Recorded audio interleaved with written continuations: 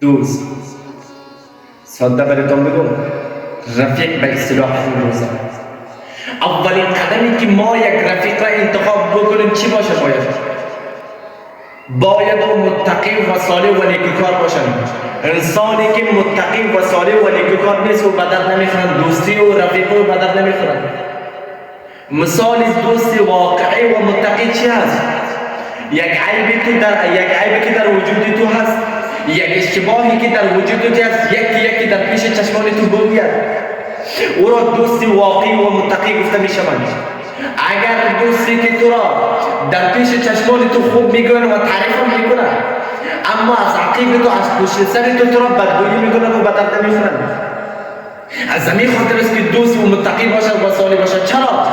به خاطری که تو به همراهش صمیمی میشی، به خاطری که راز دلت را به او میگویی. اگر انسانی که متقی باشد خوب او را سیر میکنند، مخفی میکنند، و اگر دوستی که ناصالح و ناباب باشد یک سرت را او آشکار میکنند، یک مخفیت را اظهار میکنند. دوست متقی تو را دعوت به سوی حق و دعوت به سوی الله میکند. او چگونه بتواند یک انسانی که متقی نیست، یک انسانی که صالح و نیکوکار نیست تو را برای حق دعوت بکند، برای خود دعوت بکند؟ یک انسانی که خودش در تاریکی رفته چگونه میتواند تو را به روشنایی رهنما بکند؟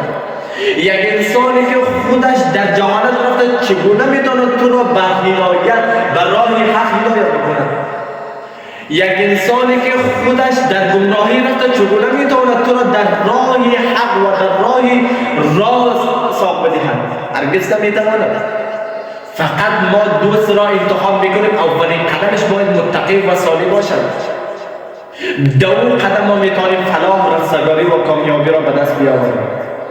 دوستی باشد که در خوبی ما باید خوشحال شود،